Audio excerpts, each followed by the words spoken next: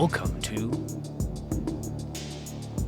the Mystic Tye, a podcast for Freemasons. You can find us online at mystictye.com. Email me feedback, guest suggestions, and any other questions at troy@mystictye.com. Dr. David Harrison is a UK-based Masonic historian and lecturer who has written 15 books on the history of English Freemasonry and has published many papers and articles.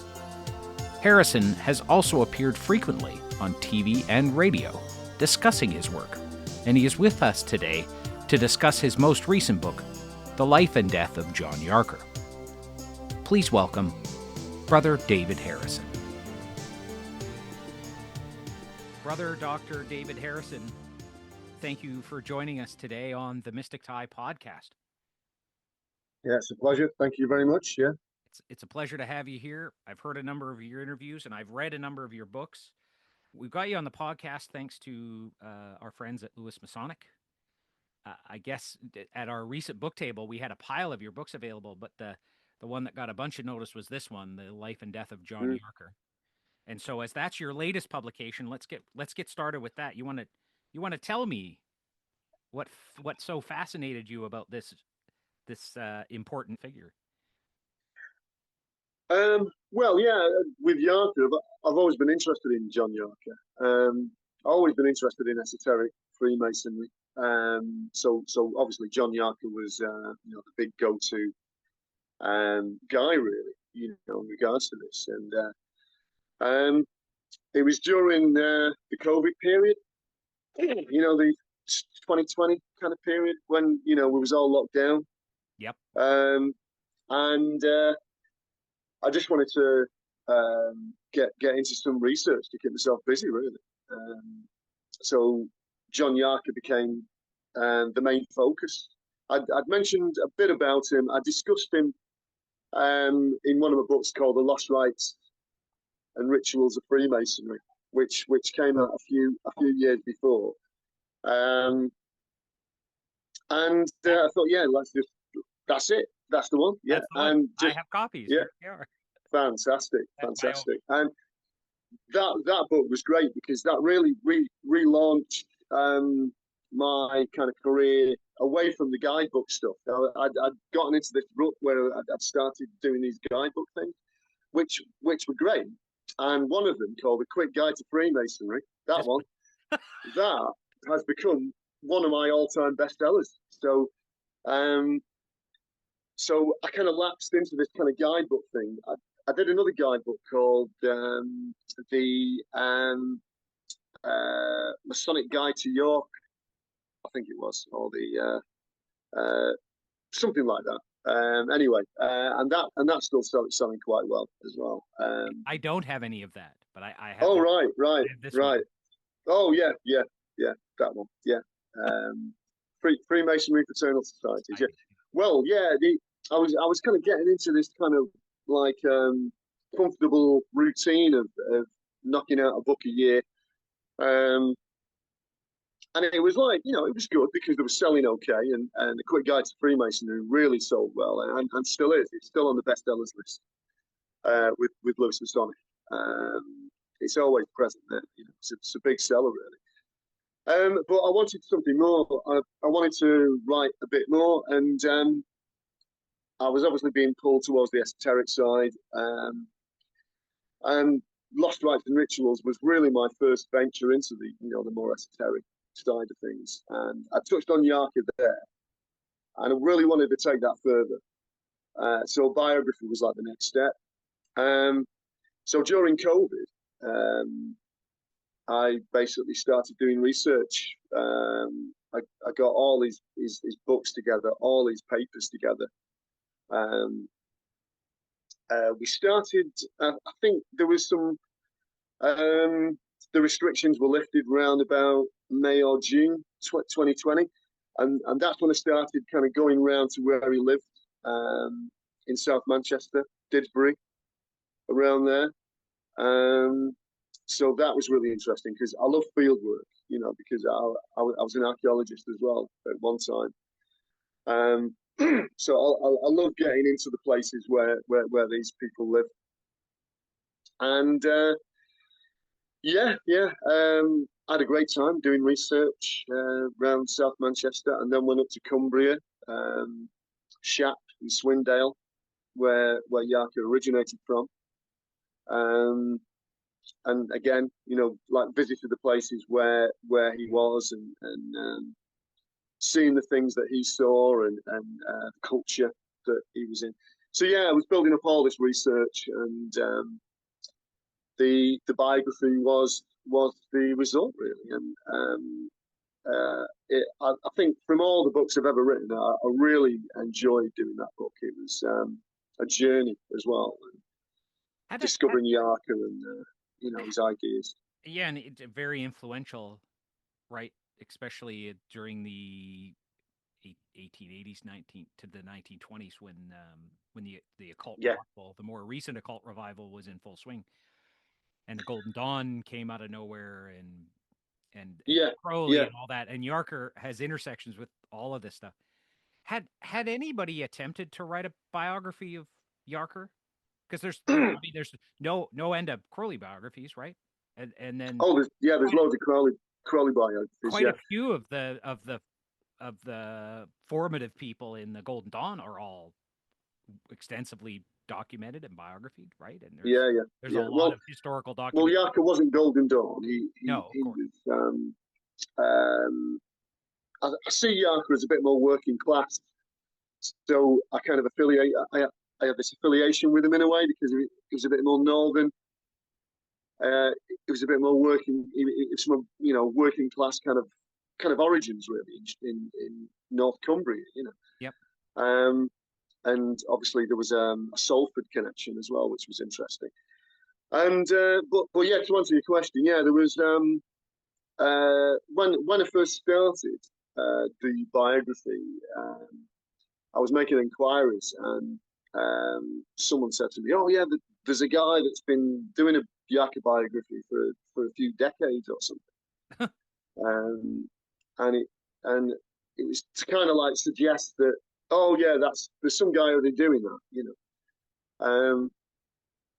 And yeah, it was quite strange because I was kind of trying to get into places to look at Yarker related material, and it was quite hard to actually get into them. I don't know if that was because of the COVID thing, or because of the restrictions and people weren't really working as much as they were or they used to be before, working from home or whatever. Right. And I couldn't get access to a lot of the library related material. So that became like a bit of a difficult part to it, really. But I kind of overcome that in the end. But yeah, so there was some guy that was doing a biography, or I was told he was anyway. And then someone got in touch with me when I started kind of putting it about that I was doing the Yarker biography. Someone else got in touch and said, "Oh yeah, there's another guy doing it as well. There's another guy doing a biography." A third guy. Yeah, so I thought, oh, all right, so there's two doing this now, two others. So, but yeah, you just plow on with your own ideas. I mean, the thing is, as you mentioned, there's so many biographies on Crowley, and they're all different. Yep. There's not one of them that's the same. Um, and I thought, well, it doesn't really matter, because mine's going to be completely different from theirs. If they bring theirs out, at the same time as mine, then yeah, it might affect the sales, and it might affect the market slightly, but in the end, it's going to be more choice for people to read it, and to view the different biographies, the different styles. So I wasn't really that bothered about it really. If someone else was bringing one out, it doesn't really matter in the overall scheme of things. Yeah, and Eventually. who better than you, with you're sort of known for this intersection between esoteric and fringe masonry, and Mm. with sort of an academic historical leaning, right? And you've published enough, right? So, uh, Yeah. I think you're the perfect choice sort of a sympathetic ear to somebody like Yarker who might not get the sympathetic ear depending on what your esoteric affiliations for a practitioner Yeah, would be. yeah. I mean, yeah, it was. Right? Um, There's all that tension. We're going to talk about that later, but there is a lot of tension in the craft. I'd call it esoteric Freemasonry. yeah, yeah, yeah, yeah. It's a nicer word, yeah, to use. Yeah, the Some word sort of esoteric demon is whisperer. it's what we call like a um, soft language for occult, really, for the occult. There's various different kind of soft words that you can use to replace the harder words. Yeah. And esoteric is obviously one of those that is used to replace the harder word of occult. Yeah. So yeah, I think with Yarker, going back to what you mentioned before about my kind of liking of Yarker, that obviously helped my enjoyment of the research, and it was obviously going to be sympathetic to Yarker. When I first started looking at occult stuff many years ago, or esoteric stuff many years ago, Yarker was always someone that stood out because there was a few papers and things like that were didn't look at him in a nice light, unfavourable. But the deeper that I kind of went into the Yarker life and his Masonic career, I understood that he left mainstream Freemasonry because he wanted to delve deeper into esoteric research, and he wasn't happy with mainstream Freemasonry. He just didn't like it anymore. It wasn't doing anything for him, and as he mentioned a few times, he was fed up of the promotion aspect, Yeah. like people chasing chain chasers, Yeah. as Yeah. it's sometimes referred to, people that are chasing promotions all the time. And he left mainstream Freemasonry in 1862, which is when his infant son died that year. And there was living in Manchester, the whole economic side of things as well was taking a downturn because of the American Civil War, and the cotton connection, because Manchester was one of the leading, well, if not the leading cotton producer of the time. So there was obviously like an economic downturn in Manchester, Mhm. which probably affected his career to a certain point. Um, and So it was a pretty miserable year in 1862 for him. And I always think that might have affected him in some way. I mean, there's no evidence for it, but it seems to be that he, thought, right, now's the time to leave and maybe to do some to explore the esoteric pathway, so to speak. And that's exactly what he did. So which is very interesting. I think it's one of those moments. I think we've all had them in Freemasonry where I'm a bit fed up of it now. I could do with like taking a break, or um, even I've gone through that. Where you think, oh, Well, I yeah, like let's taking a break. let's switch gears for a minute and ask the show questions we ask everybody the first time on their appearance. Why did you why and how did you join the craft? Well, 28 years ago, yeah, just over 28 years ago. So I joined because I'd left university in 1997, and I'd started seeing a girl whose father was a Freemason, and I was being introduced to all the social stuff, the garden parties. It was like a village lodge in Cheshire, So there was a big social scene, and there was all these garden parties, which were great. In the summer you'd go around to these big houses and big gardens, and free beer and Nice. things like that, Nice.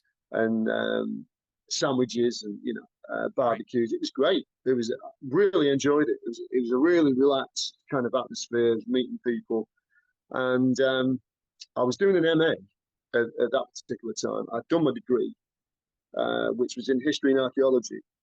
And the archaeology side, I really wanted to pursue the archaeology side. And when I did, I realised there wasn't that much money in it. It was very very low paid, and A lot of dirt and not much money. yeah. I didn't mind the dirt business. That was great, scraping away and finding things. But then what would happen was that the leader of the dig would get all the glory, and all the finds would disappear. And you'd be there put in the trench, and kind of just digging away. And then they'd come over and say, "Oh, well, we've not had the grant yet, so I'm afraid we can't pay you yet." So you know, so yeah, the money side of it was terrible, and especially when you leave university, you really need a job that's got some cash, so you can start to save up and replenish things, and you know. And anyway, that didn't happen. So I decided to do an MA, and in history at the University of Liverpool, and I came to do my thesis, which was like 15,000 word thesis. Mm. And they said, well, would you like to do it on something strange and kind of exotic, something different? So I was seeing this girl whose father was a Freemason, and he got me into Freemasonry. He saw an opportunity and got me in there, and I loved it. It was like going back to the Victorian era. It was fantastic. History and all that kind of stuff. Yeah. Little village lodge that met above a pub, and it was great. And so I thought, well, I'll do my thesis on Freemasonry, the history of Freemasonry, in the town where I'm from, Warrington. I thought, well, that's great. I can get some documents, and I can, and I went to the oldest lodge in the town, and got all these documents and minute books and things, and membership records, and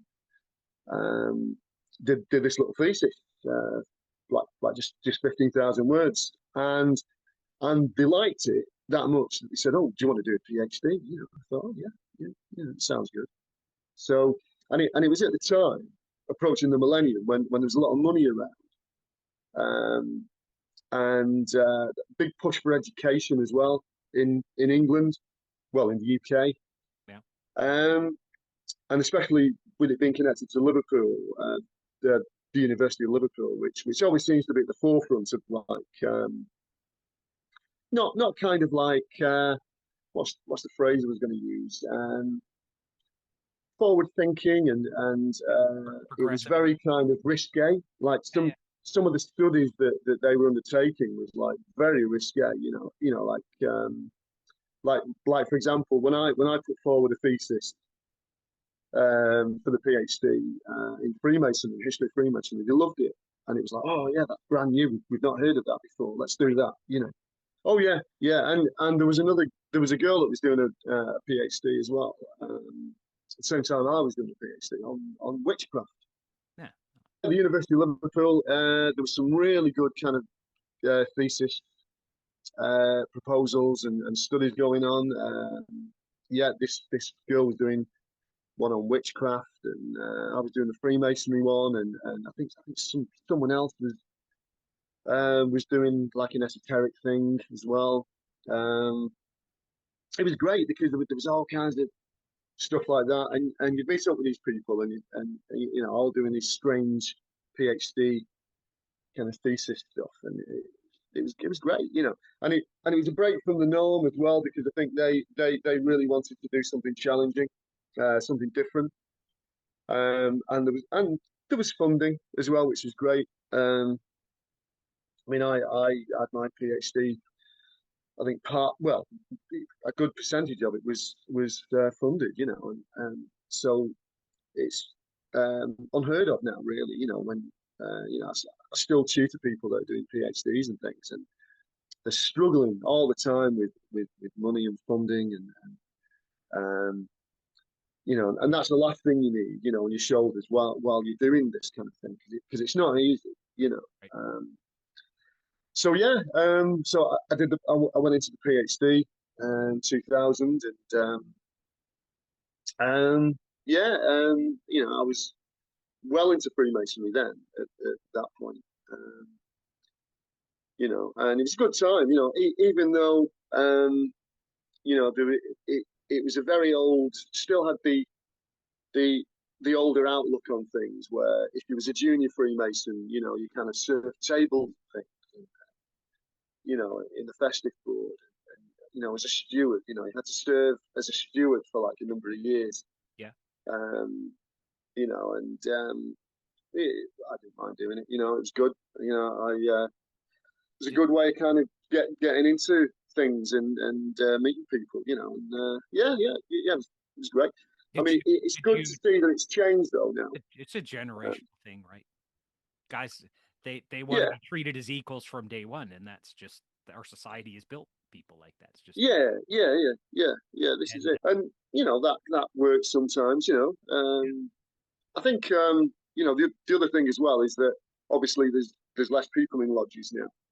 You know, like when I joined the lodge, which I've gone back into now. I've rejoined that lodge now you've come because full circle.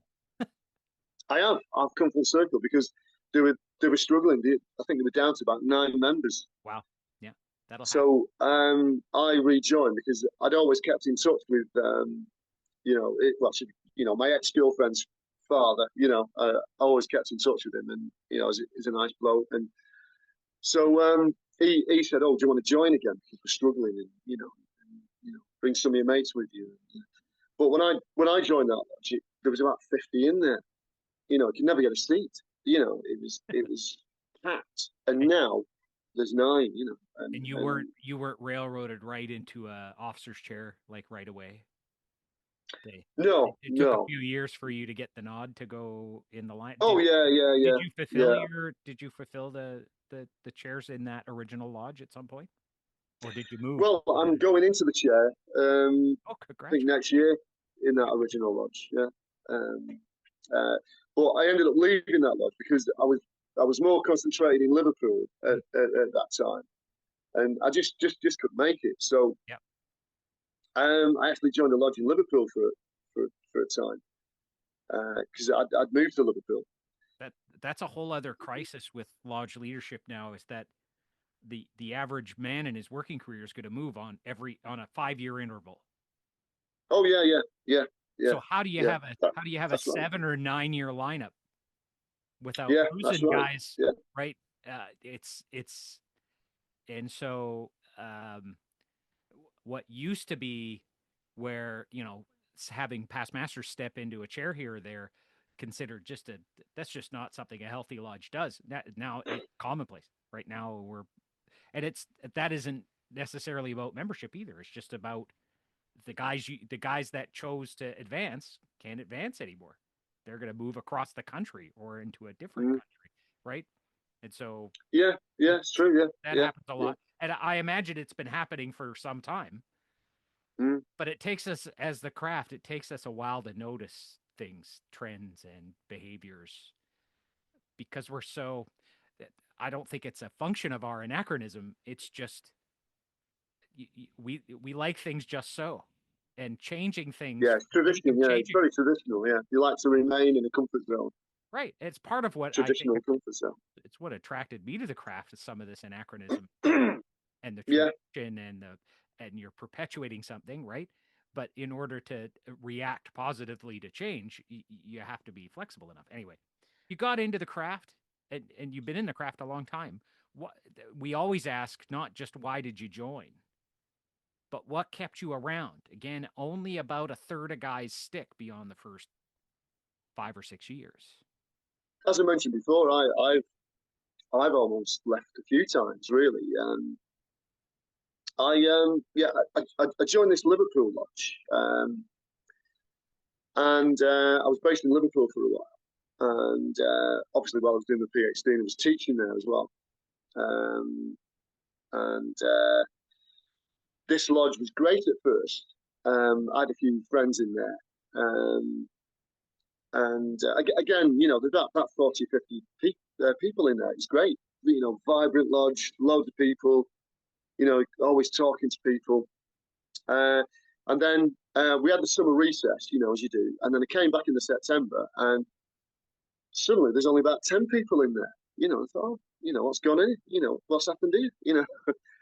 And it turns out there'd been a major fallout in the lodge between like a load of people and another load of people, and 20 or so members had gone, and took away the people that used to visit as well.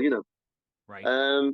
So and so the dynamic of the lodge changed, and it wasn't the same. And the guy that actually introduced me in that lodge had left as well. So all my mates had gone, and it was quite strange. I was just turning up, and it was like this clicky bunch. Yep. So I thought, oh, I think I'll leave. I think it's not for me anymore. This, because I was the youngest guy in there, and the rest were all like retired or in the 60s or whatever. And at the time, I was probably only in the 30s, So I thought, well, it was also meeting in a golf club, which was all a bit kind of strange and a bit kind of traditional, shall we say? And I thought, oh, I think I'll leave. And then they asked me to stay. They kind of like persuaded me to stay, and they gave me an office. When they found out I was thinking of leaving, they gave me an office. So I started doing something. So I was off the stewards list and started doing something. Give you a job.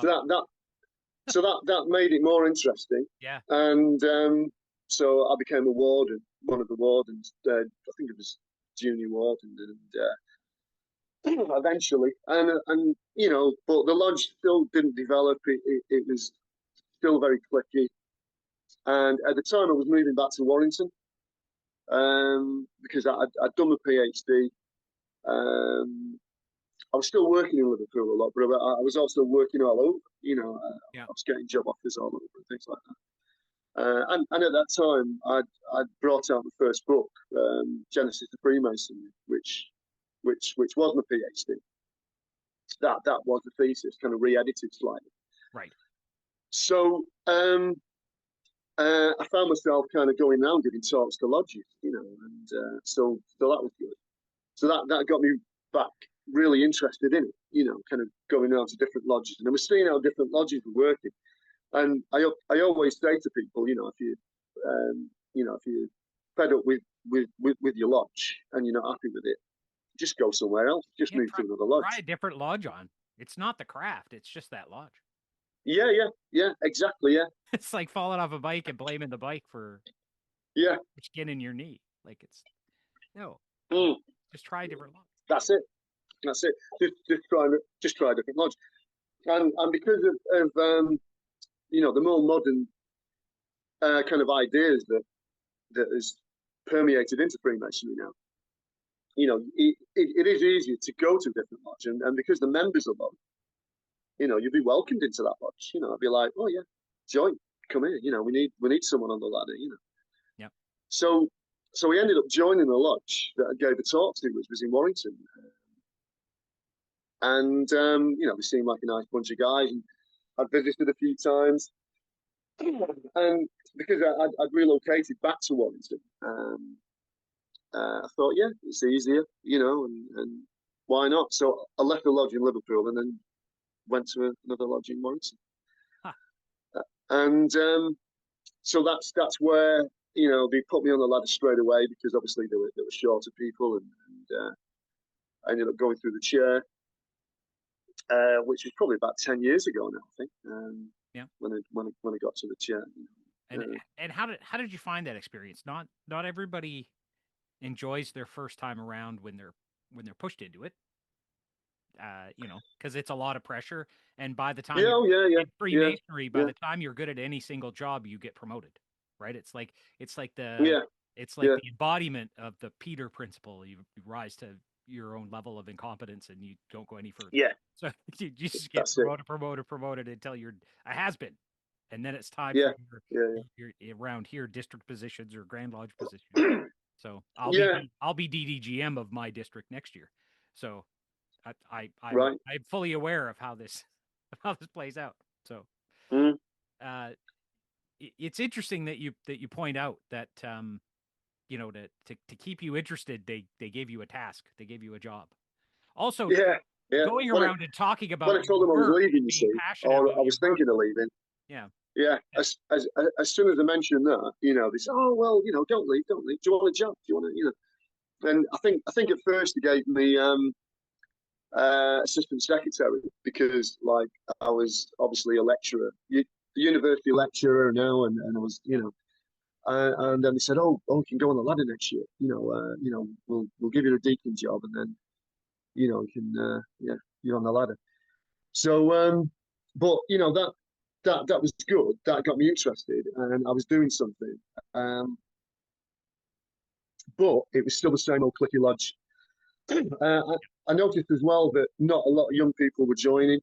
yeah. There was a young guy joined, and then he left, and we were doing these ceremonies, and the people were leaving. They'd reach second degree, third degree, and then they're gone. And um, so, but yeah, when I joined the Lodge of Warrington, that kind of really revitalized things. But that was also going the same way. That by the time I'd got into the chair, a lot of the old guys had passed on. Um, a lot of the young guys had left. So it was a similar thing as well, like a similar story. Yeah. Um, but I found the experience of being in the chair quite good, really. But also you talked about traveling and lecturing at different Mm. lodges. You've published a number of works, and I know this a lot of this brushes up against what I would consider esotericism, Masonic esotericism, fringe rites, and that sort of thing. Um, you want to talk a little bit more about your work, what you've published, and how it's affected your view of the craft and your own practice? Yeah, I mean, one of the things that struck me going back to the John Yarker biography, Please, yeah, he left mainstream Freemasonry and just embraced this esoterica. yeah, Um, he had the ancient and primitive rite, and he had the Swedenborgian rite, and he had, he was part of a society of eight, and like like-minded Masons. He was a member of the SRIA, early member, and he was involved in many other rites as well. The orders, the Zuddamites was another one. It's all in the book. Countless orders and rites that he was involved in, and and that wasn't unusual at the time for esoterically inclined, like Rosicrucian inclined, yeah, uh, uh, yeah, that's it. Yeah, yeah, philosophically inclined, like the French occult revival of the 1840s just ex- exploded into English Freemasonry, right? The whole yeah. I mean, the whole 19th century was full of it. Alivus Levi and Yep, yeah, and and all the Jacques Martinists and Setti and Marconi, and Cagliostro, all of this stuff. yeah, that all filtered into Yarker's kind of framework really, and he found that comfortable, and he found that spiritually enlightening, and he embraced it, and that was what he wanted from Freemasonry. So Freemasonry for him was a gateway. Mainstream Freemasonry was a gateway to this, and he probably experienced what I experienced. That kind of restriction. I mentioned about the ladies' evening, and when I was in the chair as worshipful master, and that to me was like, that was ridiculous. That was like, Like this about? why? Why is there Yeah, resistance? That Why is this such a problem? And it you want to spoke to talk me. you want to talk about that tension that I mean, I think that tension between esotericism, Yeah, alchemy, yeah, Kabbalah, tarot, ceremonial magic, Solomonic magic, grimoire magic, the things that John Dee and Edward Kelly were up to, like none of that stuff is Freemasonry. But within the bounds of the craft, you're going to find enthusiastic practitioners of those forgotten sciences, right? yeah, And yeah, and at that yeah. time, you're This is talking it. about Yeah, yeah. Yarker. You're talking about um, Yeah, it's in like the when 1860s. you're at the festive board and you're talking about, there's guys there that are talking about promotions and talking about, oh, I had a weekend playing golf with, the deputy provincial grand master, and you know, and then you get another bunch of guys that are talking about alchemy, and they're talking about John Yarker, and they're talking about magic, and they're talking about Rosicrucianism, and so you can see the differences. You can see um, the that split that was going on in Yarker's day. And Yarker obviously got sick to the back teeth of talking about someone kind of talking to the provincial grand master and the deputy and having a drink in the club, with these guys, and he wanted to find out about the Bektashi, and yeah. He wanted to delve right into the mysteries of ancient science, and he was fed up of all that stuff, Now, and he thought this isn't what I'm here for, and that's and that's why he went that way, I'm interested in Yarker because there's a tension now. So this is what I want to talk about. There was Yeah, tension then yeah, between and there's tensions now. esoterically, Yeah, yeah, philosophically leaning Freemasons, and Yarker was on the business end of not a little bit of that, but a lot of bit of that.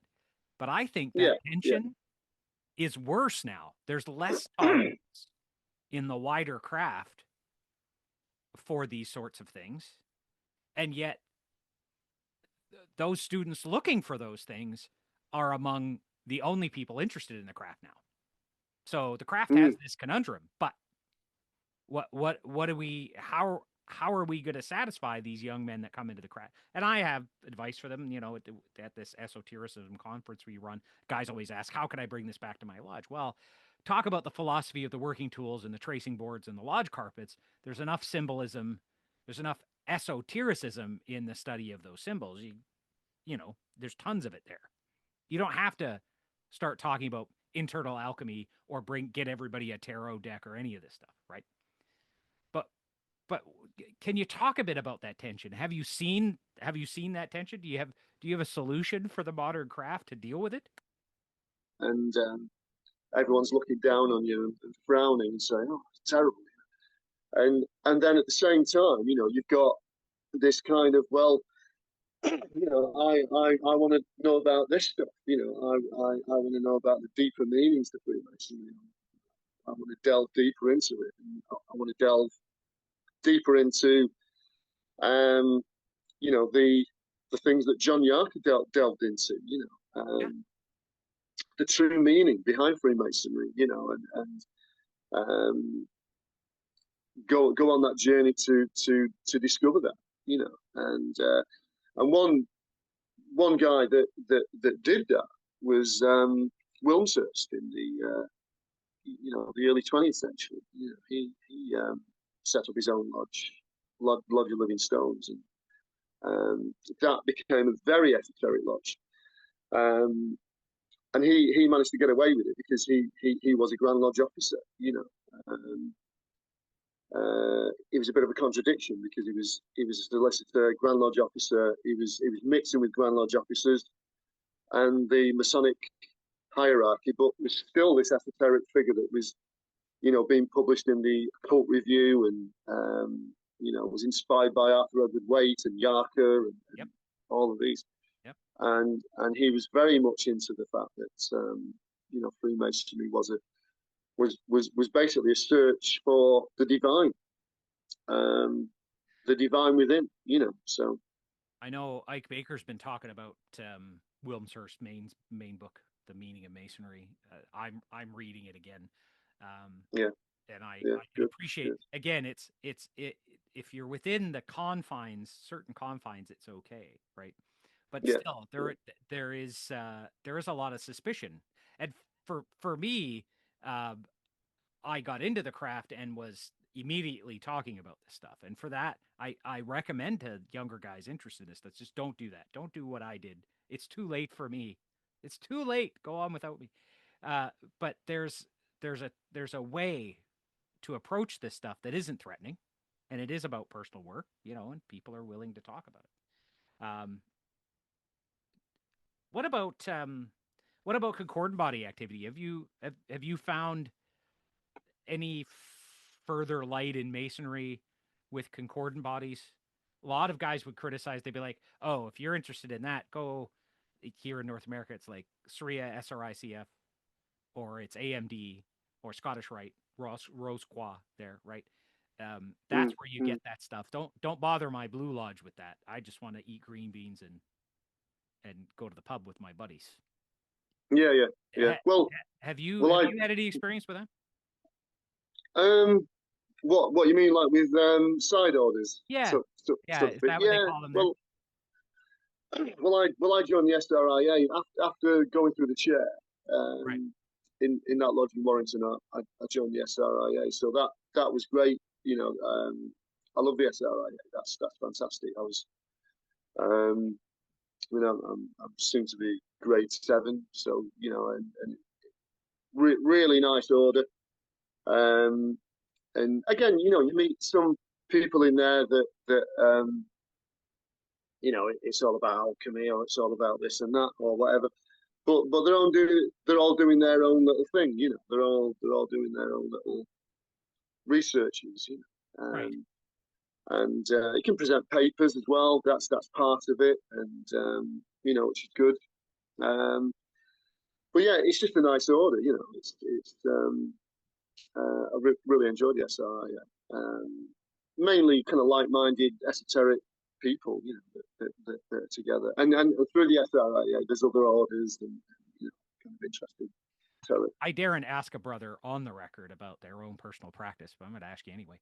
We could always edit this out. Anything you want to share with the class that you discovered that you're really quite passionate about? I know you keep one foot in the academic realm, and academics, especially in Western esotericism, never talk about practice.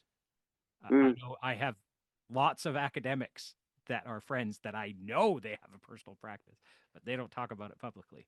Um, mm, but mm. I'll give you the choice here to either talk about that or give some advice uh, to younger members of the craft that are interested in going to find this stuff. Like, where should they be looking?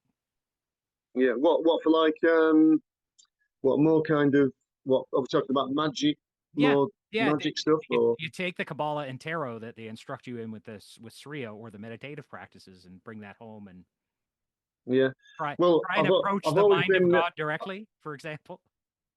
I've I've always been a reader of tarot cards. Always.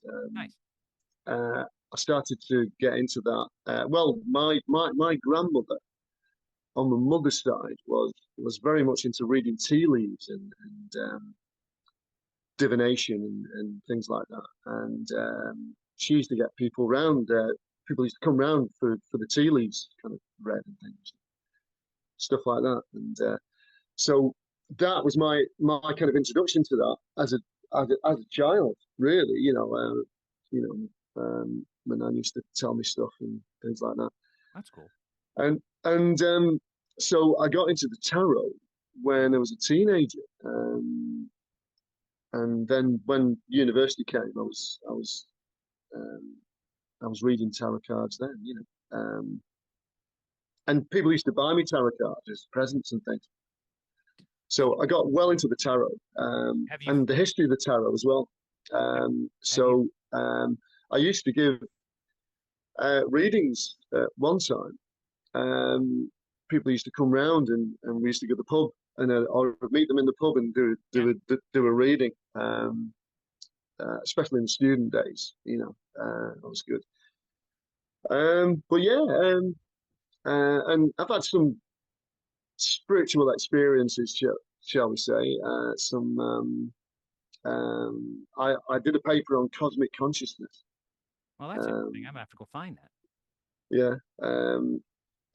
In in fact, we talked about Wilmshurst. I've actually putting out the Wilmshurst rituals at the moment with Dr. Robert Lomas.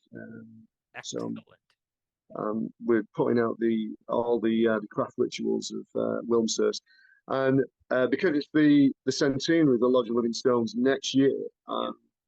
just about putting the finishing touches on a little booklet called Five Essays of Wilmshurst.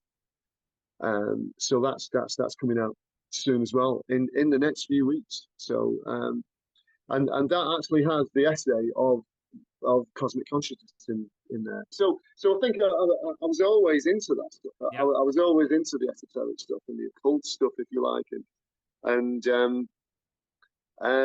it was there, kind of bubbling away. And obviously, the Freemasonry thing that happened in 1998, I think it was on about 1998. That was like, as I mentioned before, it was the gateway that allowed me to go through and enter this deeper realm. And obviously being a historian, doing the PhD, and discovering all these characters that were involved in Freemasonry and writing about them. That enabled my kind of journey to kind of open up and look at others that had gone through the same thing. And going back to Yarker, I mean, he obviously had an an experience, a personal spiritual experience, which was due to smoking marijuana.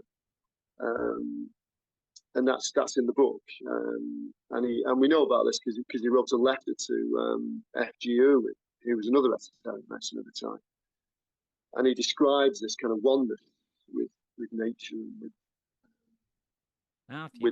with the divine, basically, and so he was searching for that, and If I you think read your P.D. Newman, have you read Alchemically Stoned or Angels in Vermilion? yeah, well, Mr. Newman, yeah, we've corresponded. He's good, yeah, he's a good. And this scholarship or not, he makes an interesting argument that the alchemists and magicians of old were all like taking entheogens like crazy, and that quite a few fringe Masonic rites, Egyptian rite, the Cagliostro's rite, Yeah, with maybe Cagliostro's right, yeah, maybe he was yeah, that's right, dosing that's right. his candidates like the bitter draught was hash, or maybe it was DMT, maybe it was both. Yeah, Um, yeah. it Or wouldn't, some piece of acacia that was being used.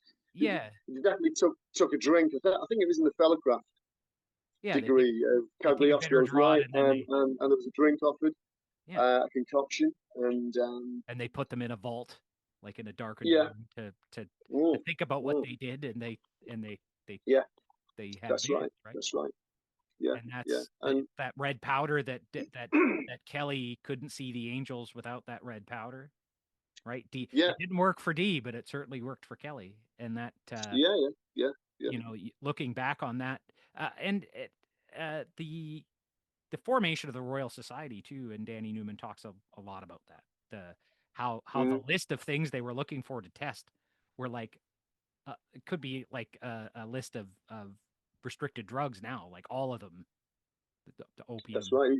He references Genesis of Freemasonry, so Yeah. Yep. and we had this conversation about Ashmole and a few others, Newton as well. Now Um, that somebody somebody I mentioned I was interviewing you. He's like, "Oh, you should approach Fig Newtons for a sponsorship," and I'm like, "What?" And they were like, "Well, he makes the connection between Isaac Newton and Desaguliers around the time of the formation of the United Grand Lodge and the writing of the Master Mason degree." Because you talk in one of your books, I don't recall where it is. Can you talk a little bit about that before we wind up with some promotional stuff? yeah, well, that was the genesis of Freemasonry. Yeah, my PhD, where I basically discussed how Sir Isaac Newton and Christopher Wren were obsessed with the design of Solomon's Temple. That's correct. They were searching for the divine cubit, if you like, the divine measurement. Yeah. And this was an obsession of the time, really. We're talking about the late 1600s, early 1700s, and this is exactly the time when Freemasonry was around in London, Westminster, and was. It brings us to 1717, with the foundation of the Grand Lodge, and obviously there was only 2 degrees then. There was only the entered apprentice and the fellow craft. We know this because the constitutions, kind of refer to the fellow craft as being the end of the journey, kind of thing. Right. And then suddenly, with the second edition of the constitutions, 1738, from memory, it's all changed, and there's a 3rd degree in there, the Master Mason's degree. So, and obviously they get the expose in 1730 that comes out, which has got the 3 degrees there. So something happened in the 1720s that sparked off this desire for a 3rd degree, and so who would be around then to kind of push this forward, to promote this, to be involved in this? So we look at the central figures, and we've got someone like Dr. Jean Theophilus Desaguliers, James Anderson, both very religious people, both forward thinkers, really, very intelligent people. And Desaguliers was a follower of Sir Isaac Newton. Yeah. And so this kind of investigation for Solomon's Temple, and it kind of makes sense that this inspired the formation of the 3rd degree, and mid 1720s at least. This is when I think most Masonic scholars now kind of accept that this was the time when the 3rd degree was created. And then obviously by the time we get to the 1730s, the Royal Arch, 1740s, Knights Templar, and so it goes, because Freemasons always want more, and this brings us back to the esoteric side. Freemasonry is this kind of gateway, and there's all these other little orders to investigate, to research, to get the answers from. I like that. That little bit is glorious. That's something else I wanted to ask you about. We did talk about the tension between Freemasonry. In the 18th and especially into the 19th century, and Joseph Wages was just here talking about this, there was an explosion of continental rights in North America and in England. I think it's just an easy way to make money. It was a way to kind of say, people. I've got all these secrets. Do you want to join this society? And I mean, Count Cagliostro, he's kind of down as like Giuseppe Balsamo, the trickster, and sure. And so he was at it, shall we say? To give it the English expression. Yeah. But on the other hand, he certainly had some kind of mysticism about him. He had some kind of charisma and allure, and he was very successful at what he did. I know he got arrested in the end in Italy, and and that was basically the end of him. And I think the English saw through him as well. He visited England, and there's that famous cartoon that was printed of him, um, and he's dressed in a military uniform in the cartoon, and so yeah, I think certain people liked him and went with him, and other people saw through him. Um, and I think by the time you get to the most eras in Freemasonry, there's always been people out to make money. In the 18th century, there was a group. I can't remember what they were called now. It's in the genesis of Freemasonry.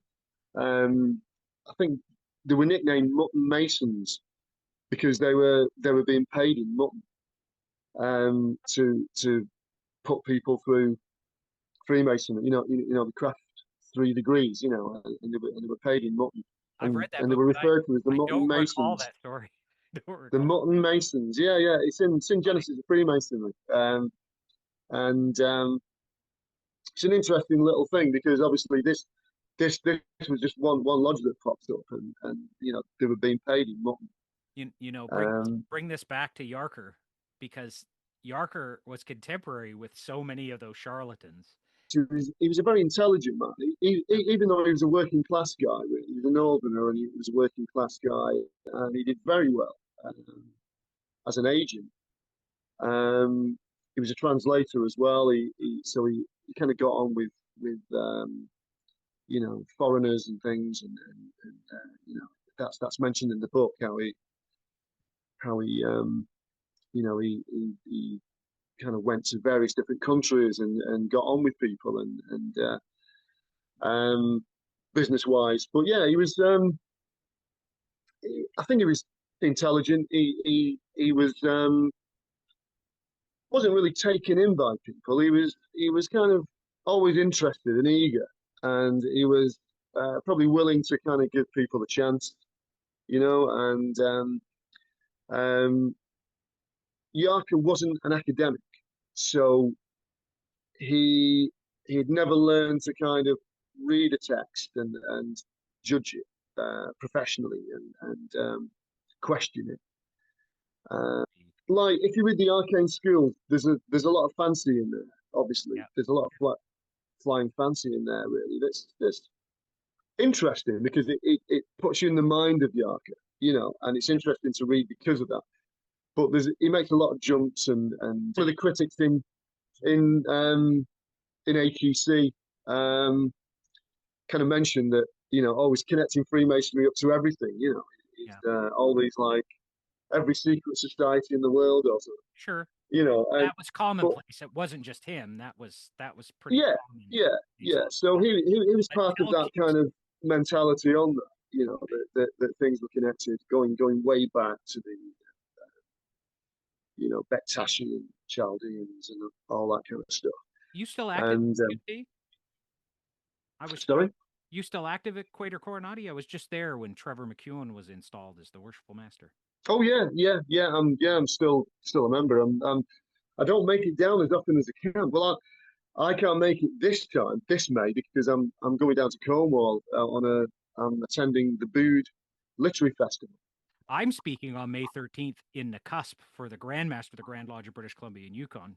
If you Oh, very good, look on your very good. Google Maps and see where Nakusp is, I've been almost every city in British Columbia. Well, all the southern British Columbia, south of Prince George. I've been, but Nakusp is one place I've never been. And if you want to see remote, go have a look at where Nakusp is. It's a tiny. Yeah. Anyway, Well, in 2013, I was in Canada. I was yeah, you came to Winnipeg, right? Winnipeg. Yeah, I was in the Midwest conference there, and Yeah. yeah, it was great. Yeah. Really nice. A lot of those events, I think a lot of those events still run. But I've been so focused on esotericism and Freemasonry conference. We've been doing that every September in Seattle for the last 10 years or 11 years. Lon Duquette Mm, coming this year, Ike Baker coming this year. But we would love to invite you in a future year. Even if we mm, get you here in person, that would be lovely. You're still young enough to travel. A lot of the guys I talked to Julian Rees a few months ago, and he's like, mm, "Man, I'm not traveling to the States right now." And that's fair comment. but Yeah, get yeah, like it's a 9-hour flight to get to the west coast of North America. I don't know if you've ever been to Vancouver or Seattle, but it's beautiful here. It's summer weather right now. It's going to be probably 28 degrees today. Um, and we would love to have you here at some point in the future to talk about, whatever projects you're doing. Speaking of yeah. project, what is Just what let me is know. next? What is next for you? You were talking about that pamphlet with the Wilmshurst ritual. Yeah, well, yeah, we're doing these booklets with the Wilmshurst rituals. Yeah, so there's 5 rituals: opening and closing, the 3 degrees, and the installation, all put in a nice little slipcase. Nice. So it's a really nice looking set of rituals. Um, When is that? When uh, is that shooting to be published? well, there's 3 of them published already, and the 4th one is due out in a few weeks' time, and then the final 5th one is due out in the summer. And so we're going to present them in this split case, which is really nice, and it's through Porchway. Um, uh, that's a new kind of Masonic publisher that's started Oh, you'll have to in put me in Yorkshire. touch. You'll have to put me in touch. Yeah, yeah, we'll do it. I'll send you the link. Yeah, Porchway. And I'm also doing a few kind of booklets for them as well, because they're specialising in Wilmshurst, being a Yorkshire printer and publisher. And obviously Wilmshurst was from Halifax. He was Huh. based in Halifax in Yorkshire. So it's a big thing there at the moment, and with a centenary of the Lodge of Living Stones next year. Um, so yeah, that's the current thing. But I'm also I've got a book with Lewis Masonic planned, Jacques Setti and Marconi, and looking at the first 18 degrees of the Memphis Rite. So that's a nice publication that's in the queue. And I'm kind of slowing down a bit because I've got the children, the three children, daughter's 9, son's 6, and a baby as well. So yeah, it's kind of busy. So I've kind of slowed down the writing a bit. I won the Adler Award for the John Yarker book the end of 2024. So that got me on a few trips abroad again. I went to the States again, and Guernsey, which was beautiful last year. Beautiful. Um, Nice. Channel Island, and all lodges everywhere, which was great, talking and about Yarker and things. I'm sure we'll be in touch when something else hits the printing press. We can talk about, maybe we'll get you back on to talk specifically about Wilmshurst and the ritual. And I Yeah, expect yeah, that to it's a be big a thing popular next year with subject. Wilmshurst. Yeah, Yeah, yeah, expect that to be a popular. fascinating character. I mean, for esoteric Freemasonry, Wilmshurst is the go-to guy, really. Some of his writings are just amazing, and he really does suggest, that Freemasonry is a pathway for the divine, really, to kind of commune with the divine. Yeah, It's it, introduce the candidate introduce their higher aspects to themselves. yeah, exactly. Well, brother, Doctor David, is it brother, doctor, or doctor, brother? Whichever way you want to do it. Brother, Dr. David Harrison, thank you so much for so much of your time today. We ran almost 45 minutes over time. I promised you it's about an hour, and then we were almost 2. But, once we get rolling, it's hard to stop. Oh, yeah. Could go on forever. Thanks for listening today. You can support the show by liking, sharing, and subscribing on your favorite podcast syndicator. Even more helpful, leave us a review. We are looking to create a directory of Freemasonic events and publications. If you are aware of something coming up, please let me know by email. In the meantime, check out the Masonic Conference's website at masonic-conferences.com. Esotericism in Freemasonry Conference will be held on Saturday, September 19th. Our keynote speaker will be Lon Milo Duquette, author of The Tarot Architect.